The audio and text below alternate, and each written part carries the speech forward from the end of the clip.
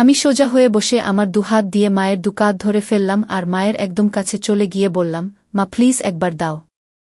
সব ঠিক হয়ে যাবে, প্রমিস। আর কোনো দিন তোমাকে বিরক্ত করব না। কোনো দিন কোনো কারো সাথে দুষ্টুমি করব না, ভালো করে পড়াশোনা করব, ভালো রেজাল্ট করব। প্লিজ মা, প্লিজ। আমি বলতে বলতে একটা হামি খেলাম আর বলতে থাকলাম, প্লিজ মা। মা গো, জাস্ট একবার প্লিজ। আর কিচ্ছু চাই না, শুধু একবার দাও। আমি অভ্রনীল, পুরো নাম অভ্রনীল ঘোষ চৌধুরী, মা ভালোবেসে রুদ্র বলে ডাকে, বয়স 18 বছর, এবং এটা আমার গল্প, বা বলা যেতে পারে আমার এবং আমার মায়ের গল্প। এটা একটা সত্যি ঘটনা, তাই আমি চাই যে আমার দর্শকরা পূর্ণ সত্যিটার সাথে পরিচিত হোক। আমার প্রতিটা অনুভূতি, আমার রস আস্বাদনের তৃপ্তি, সবটাই যাতে আমার দর্শকরা অনুভব করতে পারে। আমার মায়ের সাথে আপনাদের পরিচয় করিয়ে দিই। আমার মায়ের নাম শ্রীমতী জয়শ্রী ঘোষ চৌধুরী, বয়স 38 বৎসর। গায়ের রং শ্যামলা, কিন্তু ভারী মিষ্টি চেহারা, এবং তার থেকেও বেশি মিষ্টি ওনার হাসিটা। মায়ের মনটা ভারী সরল, তবে বুদ্ধি তীক্ষ্ণ। কিন্তু যত বুদ্ধি সব বাইরের জগতের ক্ষেত্রে। আমার বেলায় মায়ের শুধু সরলতা আর ইমোশন কাজ করে। আমার বাবা অনির্বাণ ঘোষ চৌধুরী একজন লেক এজেন্ট এবং কিছু অন্যান্য ব্যবসা করে। মাও কর্মরত। সব মিলিয়ে সংসারে কোনো রকম কোনো অভাব নেই। আমি স্কুলে পড়ি, বর্তমানে ক্লাস 9। বাড়িতে আমরা 3 জন ও আমার ঠাকুমা থাকি। ঠাকুমার বয়স 80 বছর। উনি বেশিরভাগ সময় ওনার রুমেই থাকেন এবং ঈশ্বর আরাধনায় নিজেকে মগ্ন রাখেন। আমার মায়ের প্রতি কোনো রকম কোনো দৃষ্টি শুরুতে আমার ছিল না। ছোটবেলায় সব ছেলেরা যে চোখে নিজের মাকে দেখে, আমিও সেভাবেই দেখতাম। কিন্তু আমার একটা বৈশিষ্ট্য ছোটবেলার থেকেই ছিল, মোটামুটি 12 বছর বয়স থেকে, সেটা হচ্ছে নেক ফিহেস, বা মহিলাদের গলার প্রতি এক অদ্ভুত আকর্ষণ। আর আমার মায়ের প্রতি আমার সূত্রপাত ঘটে আমার এই ফিহেসের দ্বারা। আমি শুরুতে ফেটিশ কি জিনিস জানতাম না, শুধু দেখতাম যে মহিলাদের গলা দেখতে অথবা ছুতে আমার খুব ভালো লাগত। সে বয়সে মহিলা বলতে তো শুধুমাত্র স্কুলের শিক্ষিকারা। মায়ের দিকে শুরুতে সেই দৃষ্টি পড়েনি। তখন শুধু স্কুল শিক্ষিকাদের গলা নানা বাহানায় স্পর্শ করতাম এবং তাতেই তৃপ্তি পেতাম। আস্তে আস্তে বয়স বাড়ল। বয়সের সাথে সাথে আমার পিপাসাও বাড়ল। কিন্তু নেক ফেটিশটা বা মহিলা গলার প্রতি লোভটা কিন্তু আমার রয়ে গেল। যখন আমার বয়স 18, তখন হঠাৎ একদিন আমার দৃষ্টিতে মা ধরা দিল। তখন গরমের ছুটি চলছিল। আমি বাড়িতে, বাবা বাইরে কাজে গেছেন, ঠাকুমা নিজের রুমে নিজের মনে আছেন এবং মায়েরও কোনো কারণে অফিস ছুটি, তাই মা ও বাড়িতে। সেদিন অসম্ভব গরম পড়েছিল আর আমরা সবাই গরমে ঘেমে একাকার। আমি ড্রয়িং রুমে বসে টিভি দেখছিলাম আর মা রান্নাঘরে কাজে ব্যস্ত ছিল। আমার পিপাসা পাওয়াতে গেলাম রান্নাঘরে জল খেতে। রান্নাঘরে গিয়ে দেখি মা মাটিতে বসে সবজি কাটছে। রান্নার লোক সেদিন আসেনি। রান্নাঘরে ফ্যান না থাকার জন্য মায়ের একেবারে নাজেহাল অবস্থা। পুরো শরীর ঘামে একেবারে ভিজে গেছে। তখনও আমার মনে মায়ের প্রতি কোনো পাপ চিন্তা ছিল না। আমি নির্বিকার মনে জল খাবার জন্য মায়ের পেছনে রাখা শেলফ থেকে জালের বোতল নেবার জন্য মায়ের পাশ দিয়ে মায়ের পেছনে চলে গেলাম। জলের বোতল নিয়ে আমি জল খেতে খেতে সামনের দিকে, মানে মায়ের দিকে ঘুরলাম। মা আমার ঠিক সামনে বসে সবজি কাটছিল আর আমি একদম মায়ের পেছনে। আমাদের রান্নাঘরটা ছোট। মায়ের কাছাকাছি দাঁড়ানো সত্ত্বেও এর আগেই কোনোদিন কোনো পাপ চিন্তা আমার মনে আসেনি। কিন্তু সেদিন জল খেতে খেতে হঠাৎ কি মনে হলো, একবার নিচে মায়ের দিকে তাকালাম। দেখে আমি আর থাকতে পারলাম না, অনুভব করলাম আমার ওটা দাঁড়িয়ে পড়েছে। সেদিনই তখন জীবনে প্রথমবার আমার মনে আমার মাকে নিয়ে লোভ জন্মাল। আমি ভাবতে থাকলাম, আমি আমার স্কুল শিক্ষিকাদের ক্ষেত্রে যেরকম বাহানা দিয়ে ওনাদের স্পর্শ করতাম, সেরকম একটা বাহানা করতে থাকলাম মনে মনে। এক সময় আমি মাকে বলে উঠলাম, মা, মা বল কি হয়েছে? মা তোমার গলায় কি একটা আছে? মা আমার গলায়? আমার গলায় আবার কি থাকবে? না মা, তোমার গলায় কি একটা লেগে আছে। মা, কই, বলে মা নিজের হাত দিয়ে একটু নিজের গলাটা পরিষ্কার করার চেষ্টা করল। এদিকে আমি তো নিজেকে সামলাতে পারছিলাম না। আমি বললাম, হয়নি মা, এখনও লেগে আছে। মা নিজের ঘামে ভেজা গলা আর ঘাড় হাত দিয়ে মুছতে মুছতে বলল, এখনও আছে? কি লেগে আছে রে? আমি দূর থেকে বুঝতে পারছি না। আমাকে তোমার গলার কাছে গিয়ে দেখতে হবে। মনে হয় পিঁপড়ে বা এমনি নোংরা। আমি তোমার গলার কাছে এসে দেখব মা, কি লেগে আছে। মা, আচ্ছা থাক লেগে। আমার গলায় কি লেগে আছে না আছে তোকে দেখতে হবে না। তুই পড়তে বসগে, যা। শুধু পড়ায় ফাঁকি দেয়া। সকাল থেকে তো পড়তেই বসলি না। আমার মনটা খারাপ হয়ে গেল। ভাবছিলাম এই সুযোগটা হাতছাড়া হয়ে গেল বুঝি। কিছু একটা করতে হবে। আমি বললাম, হ্যাঁ যাচ্ছি পড়তে, কিন্তু তোমার গলায় ওটা লেগেই থাকবে? দেখতে কেমন একটা লাগছে। মা, কি এমন লেগে আছে রে? কি? এই বলে মা আবার নিজের দুহাত দিয়ে নিজের গলাটা ভালো করে ম্যাসেজ করার মতো ডোলে পরিষ্কার করার চেষ্টা করল। আমি, উহু, এখনো লেগে আছে, যায়নি। আসলে তোমার গলাটা ঘামে ভিজে আছে তো তাই বোধহয় যাচ্ছে না। এদিকে আসলে মায়ের গলায় কিছু ছিলই না শুরু থেকে। মা তো আর সেটা জানত না, তাই মা আমার নাটক ও পাপ বুদ্ধিটাও বুঝতে পারছিল না। মা এবার খানিকটা বিরক্ত হয়েই বলল, দাঁড়া তো, আয়নায় গিয়ে দেখি। আমি ভাবলাম, যা সর্বনাশ! আয়নায় দেখলে তো মা বুঝে যাবে যে মায়ের গলাতে কিছু লেগে নেই আর আমার কার্যসিদ্ধি হবে না। সাথে সাথে আমি বলে উঠলাম, মা, আমি তোমার গলাটা পরিষ্কার করে দেব। তুমি আবার কেন উঠবে? মা, আচ্ছা ঠিক আছে দে, কিন্তু তাড়াতাড়ি করে পড়তে যা। কোনোরকম কোনো ফাঁকিবাজি না। আমি তো এই কথা শুনে মহা আনন্দে মনে মনে লাফাচ্ছি। আমি মায়ের একেবারে সামনে গিয়ে হাঁটু গেড়ে বসলাম। বললাম, দেখি মা, একটু গলাটা উঁচু করো, মানে একটু উপর দিকে তাকাও। মা আমার কথা মতন একটু মাথা উঁচু করল। আমার সামনে আমার মা তার গলাটা সমর্পণ করে দিল, ঠিক যেন একটি হরিণ নিজেকে একটি ক্ষুধার্ত সিংহের সামনে সমর্পণ করে দিচ্ছে। মায়ের গলায় কোনো তিল নেই, তবে দেখলাম মায়ের ডান ঘাড়ে একটা ছোট্ট বাদামি তিল আছে।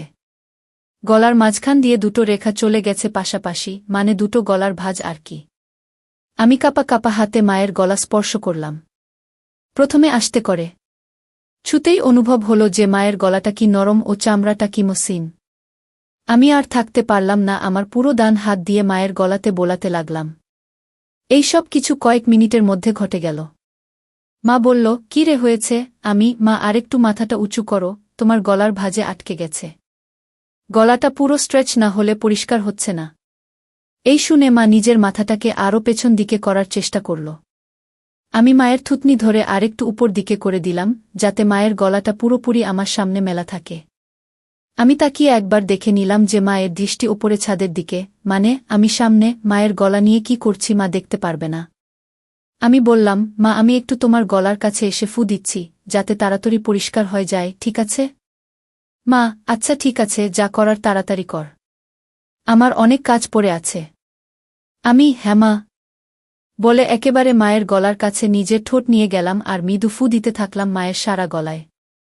একসময় থাকতে না পেরে মায়ের গলার একদম মাঝখানে একটা হালকা হামি দিয়ে ফেললাম। তারপর ভয় ভয় মায়ের দিকে তাকিয়ে দেখলাম একবার যে মা কিছু টের পেল কিনা। মা আমি কি করছি দেখতে না পেলেও আমার স্পর্শ তো অনুভব করতেই পারছিল। আমার ভয় হচ্ছিল যে মা নিজের গলায় আমার স্পর্শ অনুভব করে ফেলল কিনা, আমার হাতের স্পর্শ আর ঠোঁটের স্পর্শের মধ্যে তফাৎ ধরে ফেলল কিনা।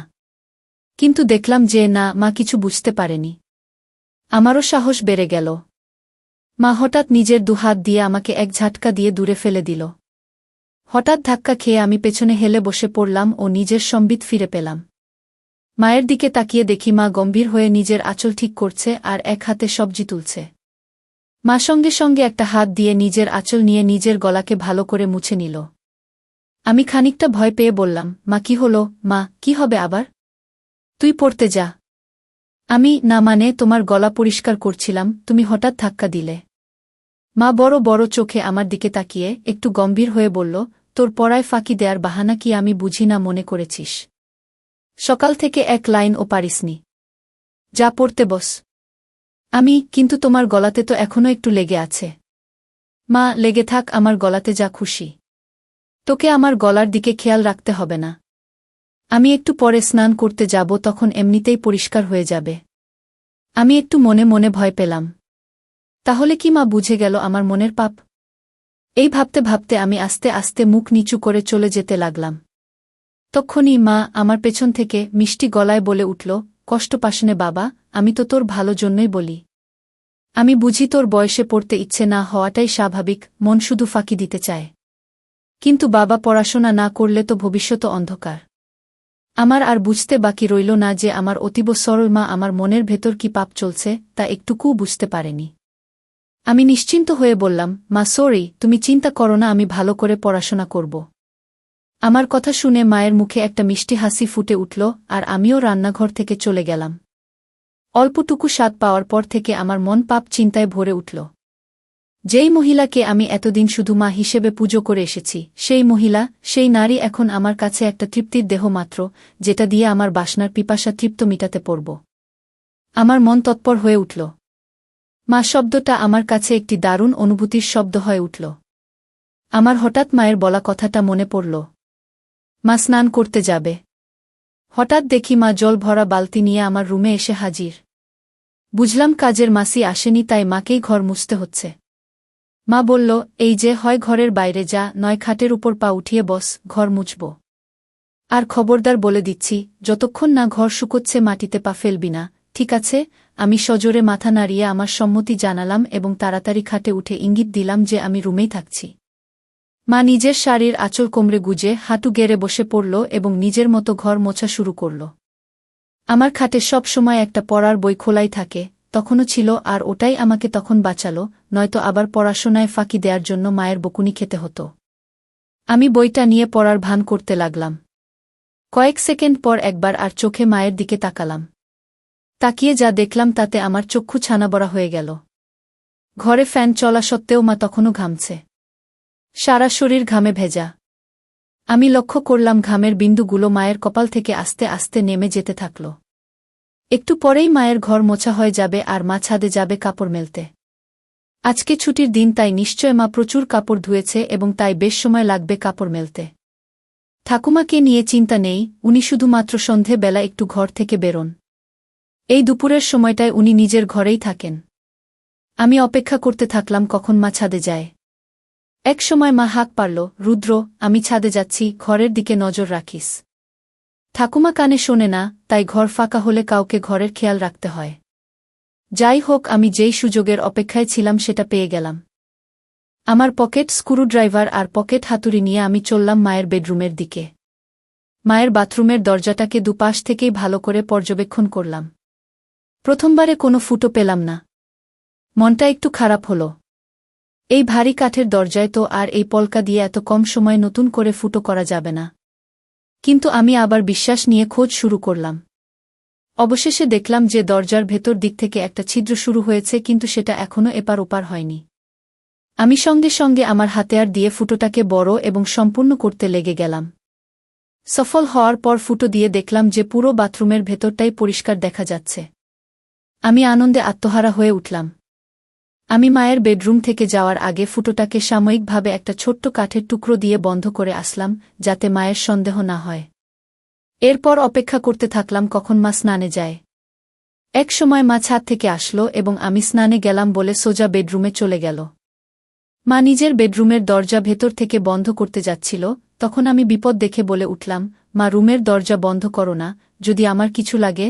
মা, আমাদের রুমে আবার তোর কি কাজ? আমি, না মানে, দরকার তো পড়তেই পারে। তোমার ও তো দরকার পড়তে পারে। হঠাৎ যদি কিছু লাগে তোমার, যেমন সাবান বা কিছু। কখন কি দরকার পড়ে কেউ বলতে পারে। বাথরুমের দরজা তো আর খোলা রাখতে বলছি না, রুমের দরজাটাকে খোলা রাখতে বলছি। আমি খানিকটা ঠাট্টা করে বললাম। মা, হ্যাঁ ঠিক আছে, তোকে ও তো পাকামো করতে হবে না। খোলা রাখছি রুম। বাড়ির দিকে খেয়াল রাখিস। আমি গেলাম স্নানে। আচ্ছা মা। মা বাথরুমে ঢোকার 2 সেকেন্ডের মধ্যে আমি মায়ের রুমে ঢুকে একেবারে বাথরুমের দরজার সামনে চলে গেলাম। স্ক্রু ড্রাইভার দিয়ে খুঁচিয়ে দরজার ফুটোটার থেকে কাঠের টুকরোটা বের করতে আমার বেশি সময় লাগল না। আমার সামনে তখন আমার যত্নে তৈরি করা দরজার বড় ফুটোটা খোলা। আমার মনে হচ্ছিল যেন স্বর্গের জানালা কেউ খুলে দিয়েছে আমার চোখের সামনে। নিজেকে সামলাতে না পেরে আমি আস্তে আস্তে নিজের চোখটা ফুটোর দিকে নিয়ে গেলাম। মনে নানান ভাবনা চলছে। আমার হৃৎপিণ্ড এত জোরে লাফাচ্ছিল যেন শরীরের বাইরে বেরিয়ে আসবে। এত জোরে বুকের শব্দ হচ্ছিল যে ভয় হচ্ছিল মা না শুনতে পেয়ে যায়। ভাবছিলাম যে আজকে আমি যেটা দেখব এটা পৃথিবীর যে কোনো ছেলের জন্য নিষিদ্ধ। আমি বুঝলাম মা এখুনি বেরোবে বাথরুম থেকে। আমি সাথে সাথে ফোনের রেকর্ডিং স্টপ করলাম। দরজার ফুটোটাকে আবার কাঠের টুকরো দিয়ে যত্নে বন্ধ করে দিলাম ছুট নিজের ঘরের দিকে। নিজের ঘরে পৌঁছনো মাত্র শুনতে পেলাম মা বাথরুমে থেকে বেরিয়ে এসেছে। মনে মনে হাফ ছেড়ে বাঁচলাম। আমার মনে তখন পরম আনন্দ, যেন বিশ্ব জয় করে এসেছি। আমার মন ব্যাকুল হয়ে উঠল মাকে পাওয়ার জন্য। মনে মনে প্ল্যান ভাবতে থাকলাম, কিন্তু কোনো প্ল্যান মাথায় আসছিল না। এদিকে মায়ের অফিস শুরু হয়ে গেল। মাকে একা পাওয়ার সুযোগ হচ্ছিল না। আমার মন তরপাতে থাকল। দিনের পর দিন আমি মন মরা হয়ে যেতে থাকলাম। পড়ায় মন বসছিল না। টিউশন টিচারের কাছ থেকে আমার নামে নালিশও আসে মায়ের কাছে। মা আমাকে নিয়ে একদিন বাবার সাথে সন্ধে বেলা বসে জিজ্ঞেস করে কি হয়েছে আমার, বোঝায় ভালো করে পড়তে। কিন্তু আমি কি আর আসল কারণটা বলতে পারি, তাই চুপ করে বাবা মায়ের কথা শুনি এবং হজম করি। এভাবে বেশ কিছু দিন কেটে যায়, আমার মানসিক ও শারীরিক পরিস্থিতির উন্নতি হয় না। মা বাবাও হাল ছেড়ে দেয়, বোধহয় ভেবেছিল যে স্কুল খুললে রুটিন চলা শুরু হবে, তখন সব ঠিক হয়ে যাবে আমার। কিন্তু একমাত্র আমিই জানি আমার কিসে উন্নতি হবে। এভাবে প্রায় এক যায়। আমি আমার 15তম জন্মদিন পার করি। আমি আর নিজেকে শান্ত রাখতে পারতাম না। মাকে ধরার সময় নিয়ন্ত্রণ হারিয়ে মায়ের গলায় কামড়ে দিলাম। অমনি মা আমাকে ঠেলে সরিয়ে দিয়ে বলল, শর্ত রুদ্র, বেয়াদব কথাকার, আজকাল একটু বেশিই গায়ে পড়ছিস। আমার এসব ভালো লাগে না। গরমের মধ্যে গা ঘেঁষাঘেঁষি। আগে তো এরম করতিস না তুই। আমি কি যে বলো মা। কেন, আমি তো তোমাকে আদর করে আগেও ধরতাম। মাসে যাই হোক, হেফতে ওই হিন্দি আর ইংরেজি সিরিয়াল সিনেমা দেখে তোর এইসব ভীমরতি চেপেছে। আমাদের বাঙালিদের মধ্যে ছেলেরা বড় হয়ে গেলে মায়ের থেকে দূরে দূরে থাকে, এরম গা ঘেঁষাঘেঁষি করে না। আর তুই তো একটু বেশিই করিস। ধরার পর কি আমার গলায় ঘাড়ে কামড়ে দিস? এতে পরে আমার ব্যথা করে। দুবার তো দেখেছি কালসিটে পড়ে গেছে। এটা কি তোর নতুন কোনো দুষ্টুমি শুরু হয়েছে, নাকি আমার উপর রাগ করে আমার বকুনির প্রতিশোধ নিস তুই? আমি তো মায়ের কথা শুনে পাথরের মতন দাঁড়িয়ে ভয় পাচ্ছিলাম আর ভাবছিলাম যে মা তবে আমার মায়ের গলায় হামি দেয়া কামড়ানোটা টের পেয়েছে প্রতিবার। আর সেটাই তো স্বাভাবিক। আমিই বোকা, পাপের চোটে গান শূন্যর মতো ওভারকনফিডেন্ট হয়ে যাচ্ছিলাম আস্তে আস্তে। এখন কি হবে? আবার ভাবলাম, মা টের পেয়েছে ঠিকই, কিন্তু তার ছেলের আসল মতলবটা এখনও বুঝতে পারেনি। এটা ভাবামাত্র আমার মনে একটু সাহস আসল। আমি বললাম, কি যে বলো মা তুমি।